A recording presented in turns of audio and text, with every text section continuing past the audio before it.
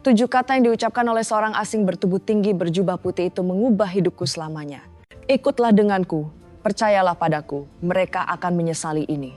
Aku sedang duduk di lantai marmer yang dingin di Bandara Internasional Kuala Lumpur. Tubuhku gemetar, kelaparan, dan sendirian sepenuhnya ketika ia berhenti tepat di depanku dan menatap gadis Asia yang sedang menangis, dikelilingi oleh butik-butik mewah yang bahkan tak mampu aku hirup udaranya. Namun, izinkan aku memutar kembali 4 jam ke momen ketika aku menyadari bahwa ibuku sendiri telah meninggalkanku. Aku berusia 14 tahun, berdiri di dekat gerbang B23, melihat pesawat menuju Bangkok bergerak menjauhi landasan. Di dalamnya ada keluargaku dan aku, jelas-jelas tidak ada di sana. Hanya aku, seorang remaja kurus dengan kaos oblong kebesaran, perlahan mulai memahami bahwa ibuku telah menatap kakakku, mempercayai kebohongannya, dan berjalan masuk ke pesawat tanpa sekalipun menoleh ke belakang. Ia tidak kehilanganku di tengah keramaian, ia sengaja meninggalkanku. 4 jam kemudian, ketika polisi menghubunginya di Bangkok, ketika ia mengetahui apa yang sebenarnya direncanakan oleh putra emasnya itu, ketika ia menemukan bahwa ini bukan sekedar liburan, melainkan tentang harta warisan senilai 600.000 dolar AS sekitar 9 miliar rupiah, wajahnya menjadi pucat pasi seperti mayat. Untuk memahami mengapa momen itu sebenarnya adalah hal terbaik yang pernah terjadi padaku, kamu perlu tahu seberapa tak terlihatnya diriku sepanjang hidup. Namaku Ratih Wulandari, sekarang aku berusia 32 tahun dan menjalankan bisnis impor-ekspor yang sukses. Tetapi saat aku berusia 14 tahun, aku hanyalah karakter latar belakang dalam keluarga. Kau tahu bagaimana beberapa orang menerangi ruangan saat mereka masuk? Aku sebaliknya. Aku adalah wallpaper manusia, tipe anak yang bisa duduk di meja makan dan entah bagaimana tetap tak terlihat. Ibuku, Bu Ratna, bekerja sebagai administrator di sebuah rumah sakit besar. Ia telah melakukannya sejak ayah meninggal saat aku berusia 6 tahun. Kematian ayah sangat memukul keluarga, tetapi seolah-olah itu paling memukul kakakku Bayu. Setidaknya itulah yang selalu diyakini ibuku. Bayu berusia 9 tahun ketika kami kehilangan ayah. Sejak saat itu ia menjadi pria utama di rumah di mata ibuku. Bayu 3 tahun lebih tua dariku. Ia adalah bintang di sekolah, pintar dalam olahraga, senyumnya mampu membuat guru lupa ia tidak mengerjakan PR. Ia tidak pernah salah. Dan aku sungguh-sungguh mengatakannya. Selama 17 tahun, aku tidak pernah melihat ibuku menyalahkan Bayu untuk apapun. Jika sesuatu pecah, aku yang melakukannya. Jika uang hilang, aku pasti yang mengambilnya. Jika ada konflik, aku yang memulainya. Aku belajar sejak dini bahwa melawan itu sia-sia. Jadi aku menjadi anak yang mudah, yang pendiam, yang tidak pernah mengeluh, tidak pernah menuntut perhatian, tidak pernah membuat masalah. Aku pikir jika aku cukup baik, cukup kecil, cukup tak terlihat, pada akhirnya ibuku akan melihatku. Ia tak pernah melakukannya. Eyang Putri, ibu dari pihak ayah, tinggal di Semarang sekitar 3 jam perjalanan kereta dari Jakarta. Bayu biasa menginap bersamanya selama liburan sekolah ketika ibu mengambil shift lembur. Eyang Putri adalah satu-satunya orang yang tampaknya menyadari aku ada. Ia mengirimiku buku lewat pos, meneleponku saat hari ulang tahunku ketika ibu lupa, dan menceritakan kisah-kisah tentang ayah saat aku kecil. Namun, ia semakin menua dan aku jarang bertemu dengannya. Musim panas saat aku berusia 14 tahun, sesuatu berubah. Aku diterima di program seni elit, sebuah pencapaian besar dengan beasiswa penuh. Jenis hal yang seharusnya membuat ibuku bangga. Untuk sesaat, sorotan tertuju padaku. Bayu membencinya. Ia tidak mengatakan apapun secara langsung. Tetapi aku bisa merasakan kebenciannya seperti angin dingin di ruangan itu. Ia mulai melontarkan komentar-komentar kecil tentang bagaimana program seni membuang-buang waktu, bagaimana aku mungkin akan mempermalukan keluarga, bagaimana beasiswa itu mungkin kesalahan. Ibuku tidak membelaku. Ia hanya mengalihkan pembicaraan. Sekitar seminggu sebelum liburan kami, sesuatu yang aneh terjadi. Aku pulang lebih awal dari sekolah. Aku mendengar suara Bayu dari kamarnya. Pintunya sedikit terbuka dan ia sedang menelepon seseorang. Aku tidak sengaja menguping, tetapi kata-katanya membuatku terdiam. Dana perwalian itu, katanya. Dan dia tidak boleh tahu. Begitu aku berusia 18 tahun, itu beres. Aku tak sengaja menginjak papan lantai yang berderit. Dan ia segera bergegas keluar, membanting pintunya di belakangnya. Kau mengupingku? Wajahnya merah, marah. Aku baru pulang. Aku tidak. Jangan ikut campur urusanku, Ratih. Aku serius. Ia mendorongku dan turun ke bawah. Aku berdiri di sana cukup lama bingung. Dana perwalian apa? Apa yang dia bicarakan? Aku tidak mengerti saat itu. Aku berharap aku mengerti. Beberapa hari kemudian, kami berangkat untuk liburan keluarga besar. Ibu memenangkan perjalanan ke Thailand melalui lotre tempat kerjanya. Itu adalah liburan nyata pertama kami dalam beberapa tahun. Dan aku sungguh bersemangat. 2 minggu di Thailand, Pantai Kuil Petualangan. Rute penerbangan membawa kami dari Jakarta ke Kuala Lumpur Klia untuk transit 6 jam lalu ke Bangkok. Aku hanya membawa 1 koper, Bayu membawa 3.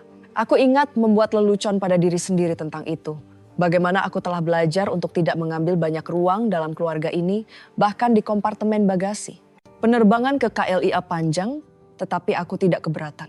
Aku mendapat kursi jendela dan menghabiskan sebagian besar waktu untuk membaca. Bayu dan ibu duduk bersama beberapa baris di depanku. Sesekali aku melihat mereka tertawa tentang sesuatu. Dan aku merasakan sengatan familiar karena ditinggalkan, tetapi aku menekannya seperti yang selalu aku lakukan.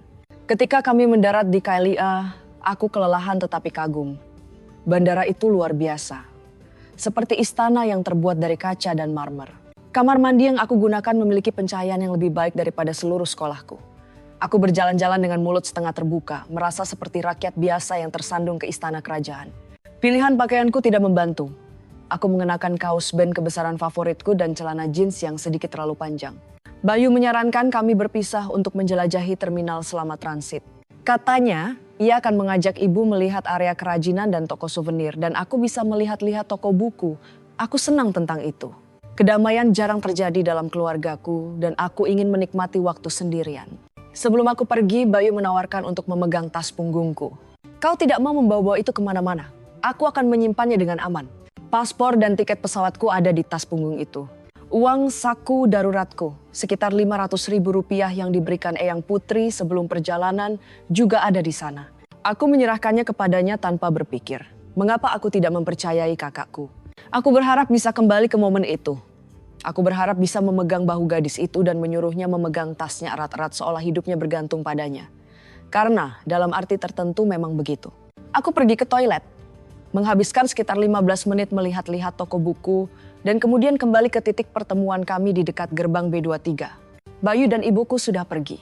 Aku menunggu 30 menit, 45 menit. Aku berkata pada diri sendiri mereka teralihkan berbelanja lupa waktu, tetapi perasaan mual mulai tumbuh di perutku.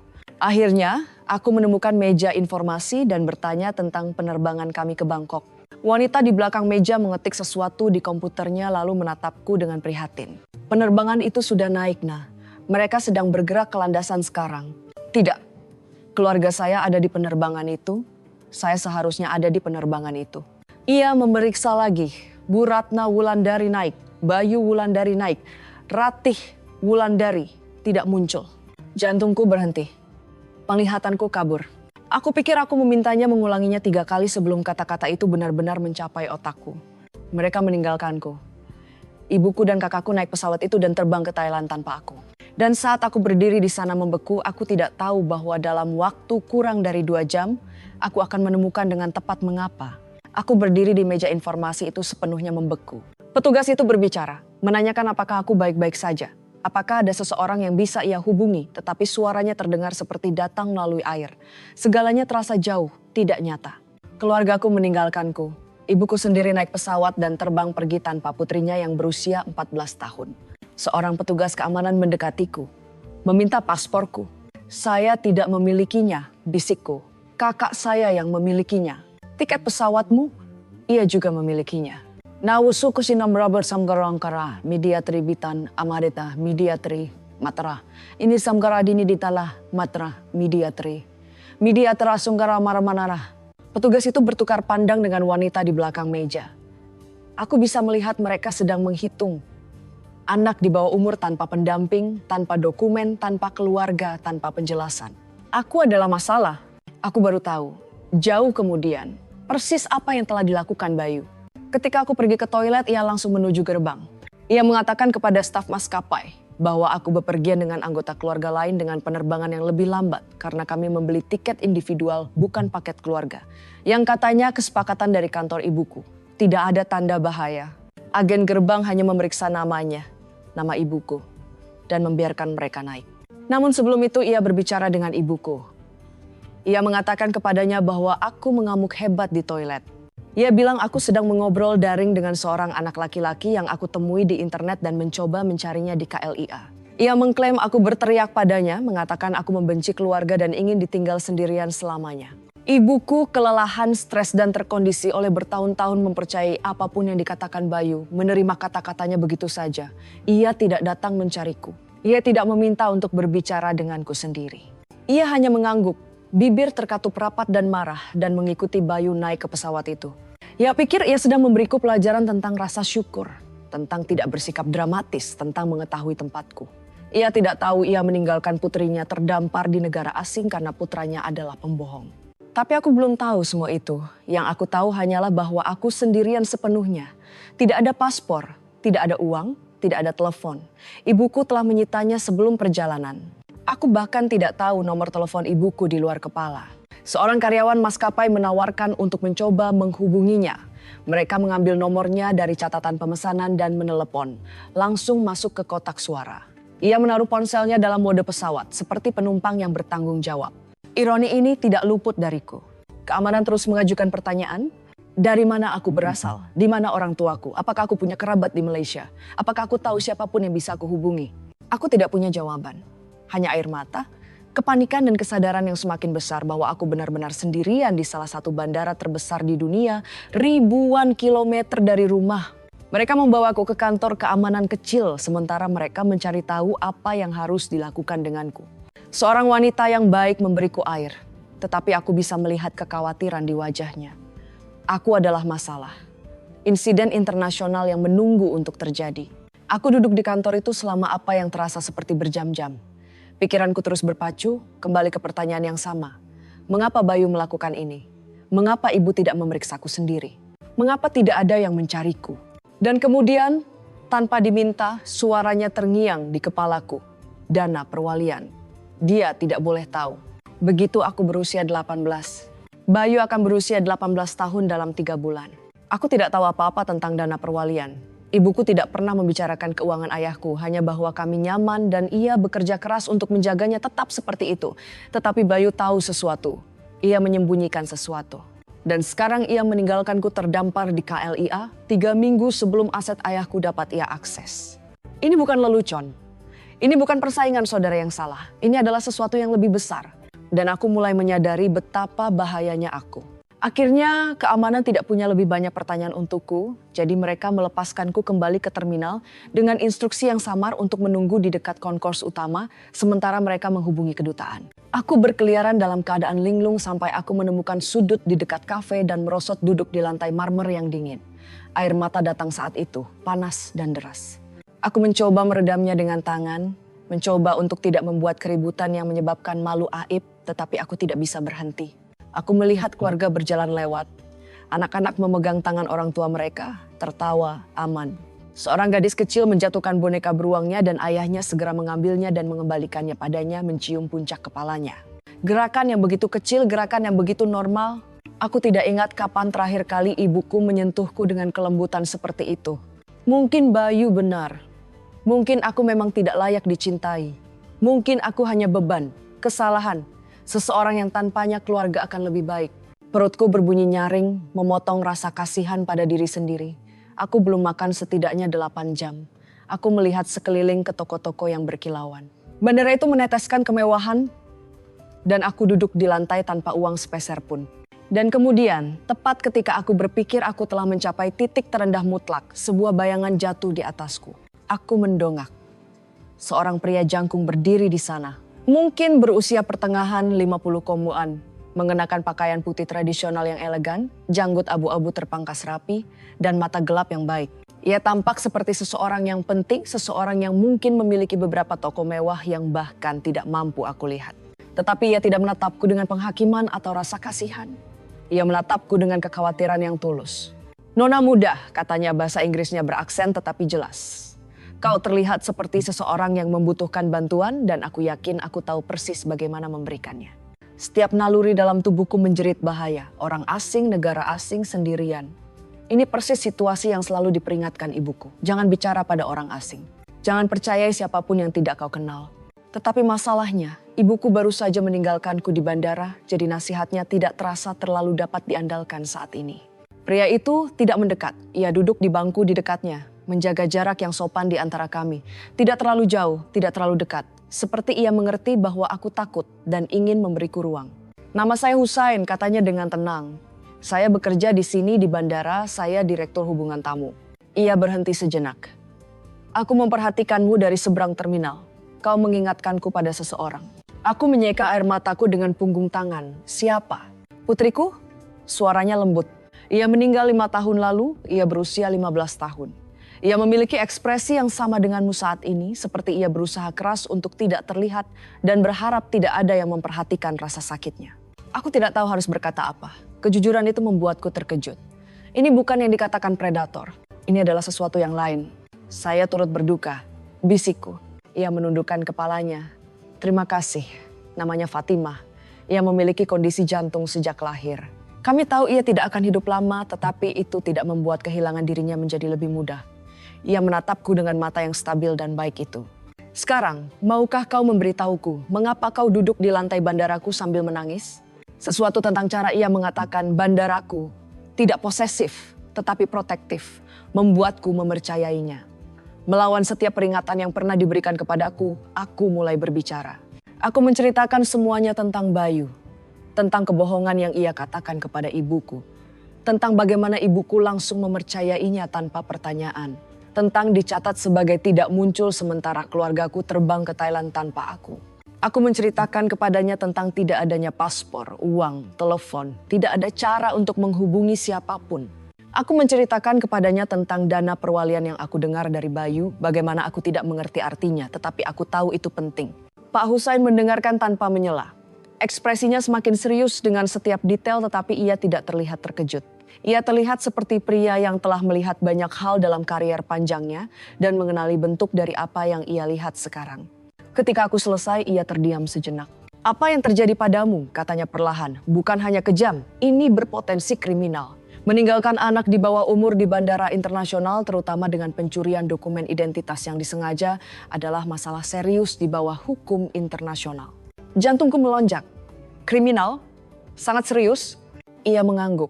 Tetapi yang lebih penting, engkau adalah seorang anak yang membutuhkan bantuan dan aku akan membantumu. Ia berdiri dan mengulurkan tangannya. Ikutlah denganku. Percayalah padaku, mereka akan menyesali ini. Aku ragu-ragu. Setiap lonceng alarm di kepalaku masih berdering. Tetapi sesuatu yang lebih dalam, sesuatu yang naluriah mengatakan kepadaku bahwa pria ini aman. Aku meraih tangannya. Pertama, katanya saat kami berjalan, kita harus membuatmu aman dan memberimu makan. Kapan terakhir kali kau makan? Saya tidak tahu. 8 jam? 10? Ia membuat suara tidak setuju. Itu tidak boleh. Mari. Desa Pandar 90 Karanarapan Tande Serembukan ni 90 Teresa Minengarapan. Pak Husain membawaku melalui koridor yang bahkan tidak aku ketahui keberadaannya. Area khusus staf, kantor administrasi, lorong di belakang layar yang menghubungkan terminal publik yang berkilauan dengan dunia efisiensi yang tenang. Ia menjelaskan siapa dirinya kepada petugas keamanan di sepanjang jalan dan mereka mengangguk dengan hormat, menyingkir. Aku menyadari bahwa Pak Husain tidak memiliki otoritas pribadi untuk meluncurkan penyelidikan internasional besar, tetapi ia tahu persis siapa yang harus dihubungi dan bagaimana membuat segalanya bergerak cepat. Kami berakhir di kantor administrasi dengan pencahayaan lembut dan kursi yang nyaman. Seorang wanita bernama Siti, berwajah baik, mungkin berusia 40 koman, duduk bersamaku sementara Pak Husain menelepon di kamar sebelah. Kau aman sekarang Habibti sayangku, kata Siti, memberiku sepiring makanan dari kafetaria staf. Ayam, nasi, sayuran, roti hangat. Apapun yang terjadi kau aman di sini. Aku makan seperti aku belum pernah melihat makanan sebelumnya. Makanan itu adalah hal terbaik yang pernah aku cicipi. Rasa lapar memang bumbu terbaik. Saat aku makan, aku bisa mendengar Pak Husain di telepon. Suaranya tenang tetapi membawa otoritas. Ini Direktur Husain, saya butuh rekaman keamanan dari gerbang B20 hingga B25. Timestamp jam 14.30 hingga 16.00. Ya, segera. Kami punya anak di bawah umur yang sengaja ditinggalkan. Dokumennya dicuri oleh anggota keluarga. Aku berhenti mengunyah. Sengaja ditinggalkan. Mendengar orang lain mengatakannya membuatnya terasa nyata dengan cara yang belum pernah terjadi sebelumnya.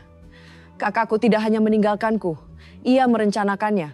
1 jam kemudian, aku melihat buktinya. Rekan-rekan Pak Husain telah menarik rekaman keamanan. Mereka menemukan momen yang tepat. Bayu membuka resleting tas punggungku saat aku berjalan menuju toilet. Merogoh ke dalam, mengeluarkan paspor dan tiket pesawatku dengan senyum kecil yang disengaja. Ia menyelipkannya ke dalam tasnya sendiri. menutup resletingnya, dan berjalan pergi seolah tidak terjadi apa-apa. Kemudian mereka menunjukkan kepadaku rekaman dari gerbang. Bayu berbisik kepada ibuku, wajah ibuku berubah marah. Ia mengangguk, bibir terkatup rapat dan berbalik menuju jembatan jet. Ia tidak menoleh ke belakang, tidak sekalipun. Bayu mengikutinya, dan tepat sebelum ia menghilang melalui pintu, ia melirik kembali ke arah terminal. Ia tersenyum. Rekaman itu terasa seperti pukulan di dada. Aku tahu secara intelektual bahwa mereka telah meninggalkanku, tetapi melihatnya, melihat senyum Bayu, melihat ibuku yang sama sekali tidak ragu, merusak sesuatu di dalam diriku. Ini adalah bukti yang sangat jelas, kata Pak Husain, duduk di seberangku. Tidak ada ambiguitas.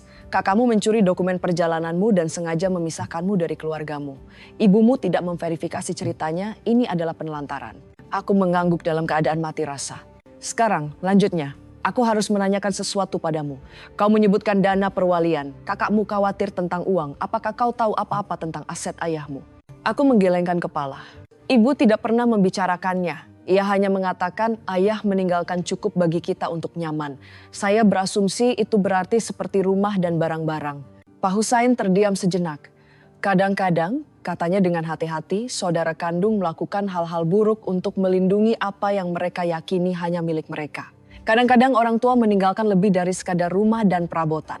Dan kadang-kadang, rahasia itu menjadi senjata. Anama barke. Aku memikirkan Bayu tentang telepon yang tidak sengaja aku dengar. Dia tidak boleh tahu begitu aku berusia 18. Kakakku akan berusia 18 tahun dalam 3 bulan, kataku perlahan. Ia berbicara tentang dana perwalian, sesuatu yang bisa ia akses ketika ia berusia 18 tahun. Pak Husain mengangguk. Ketika kau kembali ke rumah, kau harus melihat dokumen ayahmu, mengajukan pertanyaan, mencari tahu apa yang ia tinggalkan dan untuk siapa. Ini tentang harta warisan. Because coming kembali situ, metai. Kau pikir ini tentang uang? Aku pikir, katanya dengan lembut, bahwa orang mengungkapkan karakter sejati mereka ketika mereka yakin tidak ada yang menonton. Kakakmu telah mengungkapkan dirinya. Pertanyaan sekarang adalah apa yang akan kau lakukan dengan pengetahuan itu? Aku tidak punya jawaban. Aku berusia 14 tahun, kelelahan, patah hati, dan duduk di kantor ribuan kilometer dari rumah. Apa yang bisa aku lakukan? Tetapi di suatu tempat di dalam diriku, nyala api kemarahan kecil mulai membakar. Bukan hanya kesedihan lagi, bukan hanya kebingungan, kemarahan. Ayahku biasa memanggilku permata tersembunyinya. Aku tidak pernah mengerti apa maksudnya. Tersembunyi dari apa? Tersembunyi dari siapa? Sekarang duduk di kantor bandara itu dengan tatapan stabil Pak Husain padaku, aku mulai mengerti. Ayahku telah melihat sesuatu. Ia tahu entah bagaimana bahwa aku akan membutuhkan perlindungan dari keluargaku sendiri. Dan ia telah mencoba dengan cara apapun yang ia bisa untuk memberiku perlindungan itu. Aku hanya belum menemukannya. Ponsel Pak Husain berdering. Ia menjawab, berbicara cepat dalam bahasa Arab, lalu berbalik kepadaku dengan ekspresi baru di wajahnya. Penerbangan ke Bangkok masih di udara, katanya. Mereka mendarat dalam waktu sekitar 90 menit. Aku telah menghubungi pihak berwenang di Thailand dan kedutaan besar AS di sini di KLIA. Ia menambahkan, kedutaan kami di sana akan bekerja sama dengan rekan-rekanmu. Ketika pesawat itu mendarat, ibumu dan kakakmu akan ditemui oleh polisi. Perutku mencelos. Polisi? Penelantaran anak adalah kejahatan serius. Penelantaran anak internasional dengan pencurian dokumen bahkan lebih serius. Ia berhenti sejenak. Kau punya pilihan sekarang, Ratih. Kau bisa membiarkannya. Kami bisa mengatur agar kau terbang pulang. Dan kau bisa berpura-pura ini tidak pernah terjadi. Atau, ia tersenyum sedikit. Atau, kau bisa melihat keadilan terjadi. Dan percayalah ketika aku mengatakan kepadamu, mereka akan menyesali apa yang telah mereka lakukan. Aku memikirkan wajah ibuku di rekaman keamanan itu. Cara ia bahkan tidak ragu-ragu. Cara ia tidak menoleh ke belakang. Aku memikirkan senyum Bayu. Saya ingin menonton, kataku. Pak Husain mengangkat telepon dan menelepon. Suaranya tenang, tetapi membawa listrik yang membuat udara di ruangan terasa bertegangan. Ini Direktur Husain. Saya butuh Anda menghubungi kantor koordinasi polisi internasional dan kedutaan besar segera. Kami punya kasus terkonfirmasi penelantaran anak oleh keluarga. Ibu dan anak laki-laki saat ini berada di penerbangan ke Bangkok. Saya ingin pihak berwenang menunggu ketika pesawat itu mendarat. Mereka tidak boleh meninggalkan bandara. Ia menatapku dengan senyum meyakinkan yang kecil. Sekarang Nona Muda, mari kita bicara tentang keadilan. 90 menit berikutnya adalah yang terpanjang dalam hidupku. Jaringan Pak Hussein bergerak cepat. Dalam 30 menit setelah panggilan teleponnya, berbagai instansi terlibat dalam kasusku. Otoritas Bandara KLIA telah mendokumentasikan semuanya. Kedutaan Besar AS membuka berkas kasus darurat untukku. Pihak berwenang Thailand diberitahu dan mulai berkoordinasi dengan polisi di Bandara Suvarnabhumi, Bangkok. Semuanya dicatat. Rekaman keamanan, pernyataan saksi, rekonstruksi garis waktu jejak kertas yang mustahil untuk disangkal. Seorang petugas kedutaan menghubungi untuk berbicara langsung denganku. Ia menjelaskan apa yang dihadapi ibuku. Penelantaran anak di negara asing adalah insiden internasional yang serius, katanya. Ibumu dapat menghadapi penyelidikan baik di Malaysia maupun Thailand. Kakakmu, meskipun masih di bawah umur pada usia 17 tahun, cukup dekat dengan 18 sehingga tindakannya akan diselidiki dengan sangat serius. Aku mendengarkan dalam keadaan linglung, dakwaan, penyelidikan, insiden internasional. Ini adalah kata-kata dari drama ruang sidang, bukan kehidupan nyataku. Aku masih ingin melindungi ibuku. 17 tahun pengondisian tidak hilang dalam beberapa jam. Aku terus berpikir, mungkin ia tidak tahu. Mungkin Bayu menipunya sepenuhnya. Tetapi kemudian aku teringat rekaman keamanan. Cara ia tidak ragu, cara ia tidak menoleh ke belakang. Dan aku ingat semua tahun sebelum momen ini. Setiap kali ia mempercayai Bayu daripada aku, setiap kali ia memihak Bayu tanpa pertanyaan. Kemarahan yang aku rasakan sebelumnya, nyala api kecil itu, tumbuh lebih kuat. Sementara aku menunggu berita dari Bangkok, sesuatu yang lain terjadi. Sesuatu yang mengubah segalanya. Ketika pesawat mendarat dan pihak berwenang Thailand menahan Bayu dan ibuku, mereka menyita ponsel Bayu sebagai bukti, prosedur standar untuk setiap penyelidikan yang melibatkan anak di bawah umur. Dan ketika mereka memeriksa pesannya, mereka menemukan persis apa yang dicurigai Pak Hussein. Pesan-pesan kepada pacarnya yang menjangkau 3 minggu sebelum perjalanan kami. Bayu tidak bertindak impulsif. Ia telah merencanakannya selama hampir sebulan. Satu pesan berbunyi, perjalanan ini sempurna. Aku akan menyingkirkannya di KL dan ibu harus memilih pihak. Dia selalu memilihku. Pesan lain, begitu Ratih keluar dari gambar, aku bisa meyakinkan ibu tentang uang itu. Dia benar-benar mempercayaiku. Dan yang paling memberatkan, dikirim hanya 2 hari sebelum kami berangkat. Begitu aku berusia 18 tahun, dana perwalian itu milikku. Ratih bahkan tidak tahu itu ada. Dan jika dia lari di KL, dia tidak akan punya kedudukan untuk mengklaim bagiannya. Masalah selesai. Ketika Pak Hussein membacakan pesan-pesan itu kepadaku, aku merasa seperti dipukul di perut. Bayu bukan hanya kejam, ia terencana. Ia melihatku sebagai penghalang uang yang bahkan tidak aku ketahui keberadaannya. Dan ia memutuskan untuk menyingkirkanku dari persamaan itu secara permanen jika ia bisa mengaturnya. Apa yang akan terjadi padaku jika Pak Hussein tidak menemukanku? Aku akhirnya mengerti apa yang coba dilindungi Bayu. Ayahku sebelum ia meninggal 8 tahun lalu telah menyiapkan dana perwalian untuk kedua anaknya. Total nilai mencapai $400.000 AS, dibagi rata antara Bayu dan aku. Setengah bagian Bayu dapat diakses ketika ia berusia 18 tahun, itu 3 bulan lagi. Setengah bagianku, $200.000 AS, terstruktur berbeda. Ayah mengaitkannya dengan biaya pendidikan sampai aku berusia 25 tahun. Aku tidak bisa menyentuh pokoknya, tetapi itu akan membayar kuliah, sekolah pasca sarjana, program pelatihan apapun yang aku inginkan. Itu dilindungi, dikunci di tempat yang tidak bisa dijangkau siapapun. Bayu telah mencoba selama berbulan-bulan untuk meyakinkan ibuku agar mengonsolidasikan dana tersebut. Argumennya adalah bahwa aku sulit dan tidak bertanggung jawab dan akan menyia-nyiakan uang itu untuk hal-hal seni bodoh. Ia ingin ibu mengajukan petisi ke pengadilan agar bagianku dipindahkan ke kendalinya. Jika aku melarikan diri di Kalia, jika aku menyebabkan insiden internasional yang membuatku terlihat tidak stabil dan bermasalah, akan jauh lebih mudah untuk meyakinkan hakim bahwa aku tidak dapat dipercaya dengan warisanku sendiri. Kakakku telah mencoba mencuri masa depanku, dan ia hampir berhasil. Selama momen hening di antara panggilan telepon, Pak Hussein duduk di seberangku.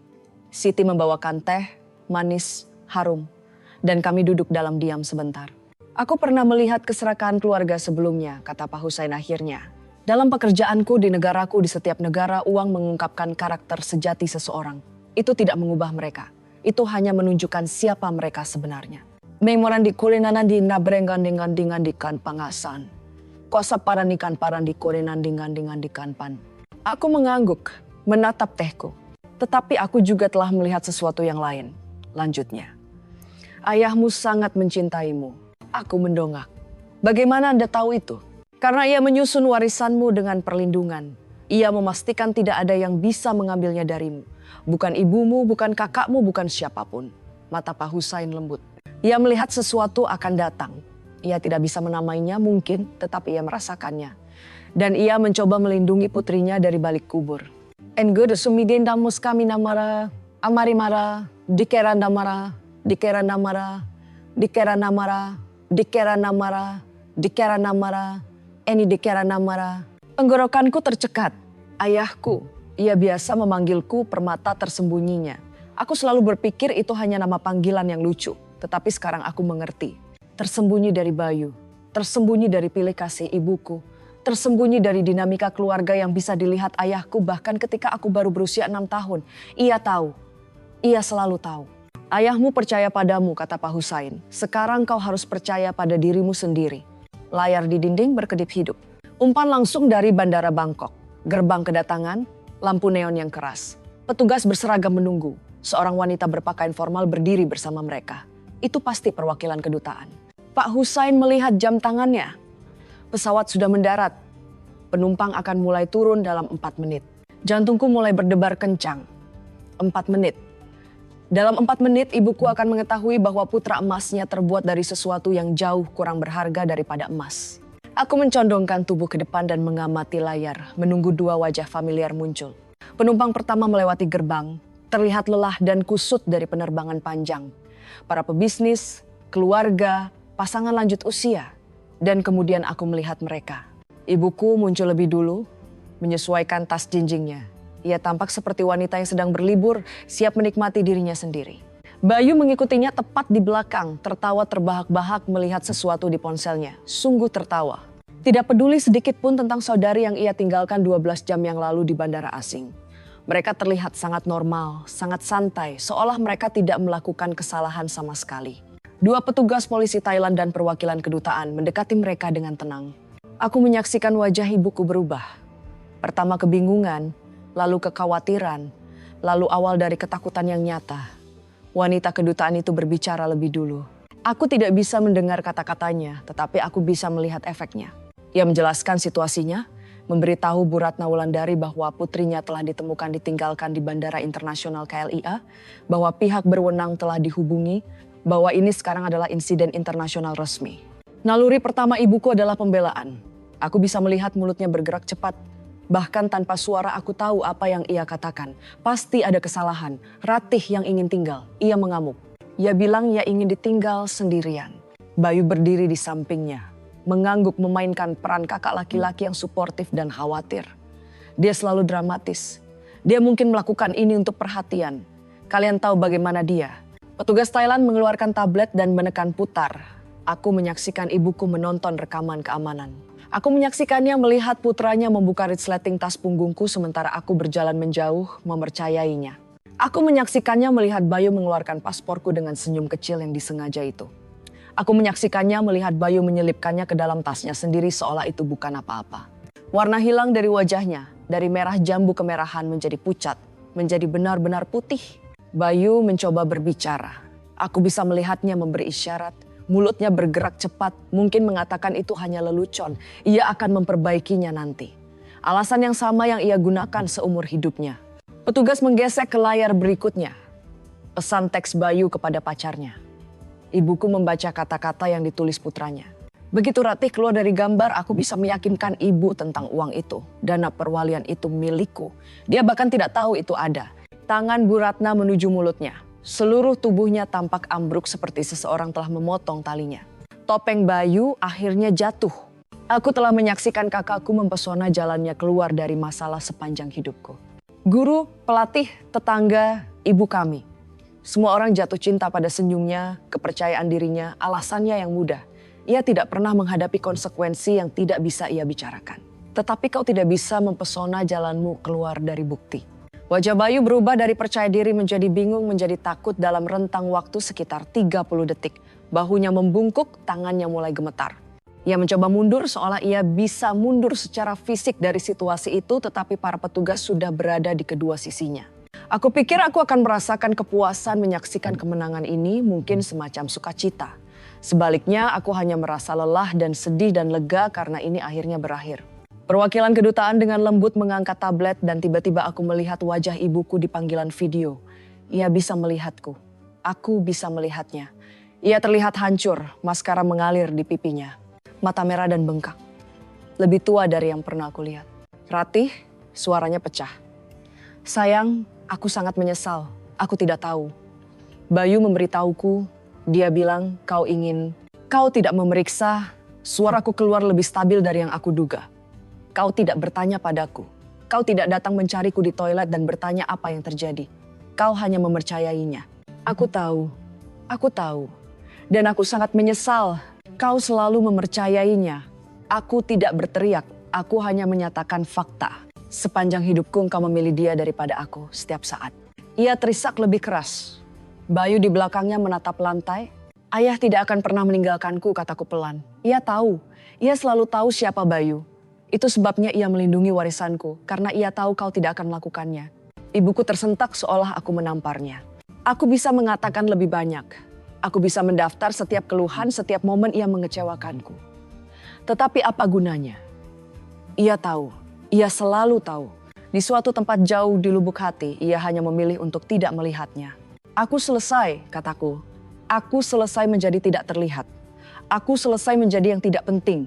Perwakilan kedutaan dengan lembut mengambil kembali tablet itu. Panggilan berakhir. Aku duduk dalam diam untuk waktu yang lama.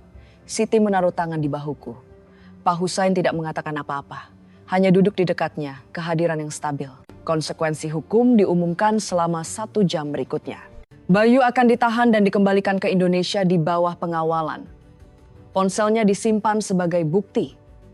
Kasusnya akan ditinjau oleh otoritas remaja di Jakarta untuk penelantaran anak dan pencurian. Ia cukup tua untuk menghadapi konsekuensi serius tetapi cukup muda sehingga mungkin tidak akan sepenuhnya menghancurkan masa depannya. Ibuku juga menghadapi potensi dakwaan. Tetapi mengingat ia tidak mengetahui rencana penuh Bayu dan mengingat kesediaanku untuk bekerja sama, ia kemungkinan akan menerima peringatan formal dan konseling keluarga wajib alih-alih tuntutan pidana. Situasi dana perwalian akan ditinjau oleh wali yang ditunjuk pengadilan. Warisanku aman, bahkan lebih dari aman. Sekarang dilindungi oleh dokumentasi hukum yang akan membuatnya mustahil bagi siapapun untuk menyentuhnya. Dan Bayu telah mempertaruhkan segalanya pada masa depan atletiknya. Beasiswa Division 1 sepak bola, quarterback bintang, mimpi untuk menjadi profesional. Beasiswa itu membutuhkan catatan bersih. Insiden ini didokumentasikan, diselidiki, dikoordinasikan secara internasional akan mengikutinya. Bahkan jika dakwaan akhirnya dikurangi, catatannya akan tetap ada. Pelatih akan bertanya. Pemeriksaan latar belakang akan menemukan jawaban. Segala sesuatu yang ia coba lindungi dengan menghilangkan uangnya, masa depannya, statusnya kini berisiko. Dan ia melakukannya pada dirinya sendiri dengan kata-katanya sendiri, tindakannya sendiri, kepastiannya yang arogan bahwa ia tidak akan pernah tertangkap. Karma ternyata memiliki waktu yang sangat tepat. Sebelum aku meninggalkan kantor, Pak Husain mengatur kepulanganku. Kedutaan Besar AS telah mengeluarkan dokumen perjalanan darurat sehingga aku bisa terbang tanpa paspor curianku. Maskapai meningkatkan kelasku ke kelas 1. Staf maskapai akan mengantarku sepanjang jalan. Pak Husain memberiku kartu namanya. Kertas gading kuno, elegan. Jika kau membutuhkan sesuatu, katanya, apapun kau hubungi nomor ini. Itu akan selalu menghubungiku. Mengapa? Tanyaku. Mengapa Anda membantu saya? Anda tidak harus melakukannya. Ia terdiam sejenak. Karena kau mengingatkanku pada Fatimah, putriku. Ia baik sepertimu, pendiam sepertimu, terabaikan sepertimu. Ia berhenti. Ia pasti ingin aku membantu seseorang yang membutuhkannya. Dan kau membutuhkannya. Aku memeluknya. Itu mungkin tidak pantas. Aku hampir tidak mengenalnya. Kami bertemu beberapa jam yang lalu. Kami datang dari dunia yang sama sekali berbeda. Tetapi pada saat itu ia terasa lebih seperti keluarga daripada siapapun yang berbagi darah denganku. Kau lebih kuat dari yang kau tahu, kata Pak Husain. Ayahmu benar, kau adalah permata tersembunyi, tetapi kau tidak akan tetap tersembunyi lebih lama lagi. Penerbangan kelas 1 dari KLIA ke Jakarta adalah 18 jam kemewahan surreal. Handuk hangat, makanan gourmet di piring asli, kursi yang berubah menjadi tempat tidur dengan spray sungguhan. Pramugari yang memperlakukanku seperti bangsawan setelah maskapai memberi pengarahan kepada mereka tentang situasiku. Aku terus berpikir, ini adalah hal termahal yang pernah terjadi padaku. dan aku tidak membayar sepeser pun. Ketika aku mendarat di Jakarta, Eyang Putri menungguku di kedatangan. Ia terlihat lebih tua dari yang aku ingat. Sudah hampir setahun sejak aku melihatnya, tetapi pelukannya persis sama. Kuat dan hangat dan berbau lavender dan buku-buku tua. Eyang menjagamu katanya. Kau aman sekarang sayang, Eyang menjagamu. Dispaking kara sanding bandar ambre marusa taranding marusanding gara sanding gara sanding gara sanding gara sanding gara sa. Ia mengantarku ke rumahnya di Semarang, bukan kembali ke tempat ibuku di Jakarta. Itu disengaja. Aku belum siap menghadapi ibuku dan Eyang Putri mengerti tanpa aku harus menjelaskan. Ibuku telah kembali dari Thailand segera setelah insiden itu, liburannya berakhir sebelum dimulai. Ia menghadapi janji konseling, wawancara hukum, dan puing-puing keluarga yang ia bantu hancurkan melalui kebutaan yang disengaja. Bayu sedang diproses melalui sistem remaja di Jakarta. Ia akan pulang pada akhirnya, tetapi tidak untuk sementara waktu. Seminggu setelah aku kembali, ibuku datang ke Semarang untuk menemuiku. Ia terlihat seperti ia telah menua 10 tahun. Mata cekung, tangan gemetar, pakaian yang tidak pas. Administrator rumah sakit yang terawat telah hilang. Di tempatnya ada seorang wanita yang akhirnya dipaksa untuk melihat kebenaran tentang keluarganya. Ia tidak membuat alasan. Ia tidak mencoba menjelaskan apa yang terjadi atau mengecilkan tindakan Bayu. Ia hanya duduk di seberangku di meja dapur Eyang Putri dan berkata, "Aku gagal. Aku tidak tahu bagaimana memperbaikinya. Tetapi aku ingin mencoba jika kau mengizinkanku." Aku menatapnya untuk waktu yang lama. Wanita ini yang telah memilih kakakku daripada aku selama aku bisa ingat. Yang telah mempercayai kebohongannya tanpa pertanyaan. Yang telah naik pesawat dan meninggalkanku terdampar di negara asing. Tetapi juga wanita ini yang telah bekerja shift ganda untuk mempertahankan atap di atas kepala kami, yang kehilangan suaminya muda dan melakukan yang terbaik untuk menyatukan keluarga, yang cacat dan hancur dan akhirnya mau mengakuinya. Aku tidak tahu apakah aku bisa memaafkanmu, kataku jujur. Belum. Mungkin tidak akan pernah. Ia mengangguk, air mata mengalir di wajahnya. Tapi lanjutku, aku bersedia mencoba. Jika ibu benar-benar melakukan pekerjaan itu terapi, kejujuran, perubahan nyata, bukan hanya mengatakan maaf dan berharap semuanya kembali normal. Aku akan melakukannya, bisiknya. Aku janji, aku akan melakukannya. Itu bukan pengampunan, tetapi itu adalah awal. Nasib Bayu lebih sederhana. Masa percobaan hingga usia 21 tahun, konseling wajib untuk perilaku manipulatif, jam layanan masyarakat yang akan memakan waktu bertahun-tahun untuk diselesaikan, dan catatan permanen yang mendiskualifikasinya dari beasiswa bergengsinya. Ia akhirnya tinggal bersama Eyang Putri juga, akhirnya. Terakhir yang aku dengar, bertahun-tahun kemudian ia bekerja sebagai asisten mekanik di bengkel mobil di Semarang. Pekerjaan jujur, pekerjaan rendah hati, jauh dari mimpi quarterback-nya, tetapi mungkin persis apa yang ia butuhkan. Aku tidak merasa puas tentang kejatuhannya. Aku hanya merasakan kelegaan yang tenang bahwa ia tidak bisa menyakitiku lagi. 2 minggu setelah aku kembali dari KLIE, Eyang Putri mendudukanku dengan sekotak dokumen ayahku. "Eyang telah menyimpan ini untukmu," katanya. "Menunggu sampai kau cukup dewasa, sampai saatnya tiba." Di dalamnya, aku menemukan segalanya. Dokumen dana perwalian, laporan bank, dokumen hukum, dan di bagian paling bawah surat tulisan tangan ayahku bertanggal 1 minggu sebelum ia meninggal. Ia telah menulisnya untukku. Ia tahu bahkan saat itu bahwa ada sesuatu yang salah dalam keluarga kami. Ia telah melihat perilaku Bayu, manipulasi, kekejaman, cara ia memperlakukanku ketika orang dewasa tidak menonton. Ia tidak bisa menamainya dengan tepat, tetapi ia merasakannya. Jadi ia menyusun warisanku dengan perlindungan ekstra, menguncinya di tempat yang tidak bisa disentuh siapapun sampai aku berusia 25 tahun dan sepenuhnya mandiri. Ia bahkan menambahkan polis asuransi jiwa terpisah, ditujukan sepenuhnya kepadaku. Bukan karena pilih kasih, tulisnya, tetapi karena ia tahu Bayu akan diurus oleh ibu. Aku adalah orang yang membutuhkan perlindungan. Surat itu diakhiri dengan kata-kata yang tidak akan pernah aku lupakan. "Ratih, permata tersembunyiku. Kau akan menghadapi badai dalam keluarga ini, tetapi kau dibangun untuk menahan badai itu. Bersabarlah, kuatlah, dan ketahuilah bahwa ayahmu mencintaimu lebih dari kata-kata yang bisa diucapkan. Ayah percaya padamu. Salam sayang selalu, ayah." Total warisan ketika aku akhirnya mengaksesnya pada usia 25 tahun adalah $600.000 AS. Cukup untuk mengubah hidupku sepenuhnya. Aku menggunakannya dengan bijak. Memulai bisnis impor-ekspor berspesialisasi dalam barang-barang kerajinan dari Asia dan Timur Tengah karena kadang-kadang alam semesta memiliki selera humor. Aku membangunnya menjadi sesuatu yang nyata dan sukses dan sepenuhnya milikku. Aku tetap berhubungan dengan Pak Husain. Ia menghadiri wisudaku, berdiri di barisan belakang menyeka matanya. Setiap tahun pada peringatan insiden KLIA, aku mengiriminya hadiah. Ia mengirimiku buku tentang bisnis dan menemukan kekuatanmu di masa-masa gelap. Hubunganku dengan ibuku pulih perlahan, hati-hati. Dengan batasan yang jelas, terapi teratur, dan percakapan jujur yang kadang-kadang menyakitkan, tetapi selalu membantu. Kami bukan sahabat, kami mungkin tidak akan pernah, tetapi kami nyata satu sama lain sekarang. Dan itu lebih dari yang pernah kami miliki sebelumnya. Jika kisahku bergema di hatimu, jangan ragu untuk berbagi. Terkadang keadilan terbesar datang dari keberanian untuk tidak lagi menjadi tidak terlihat.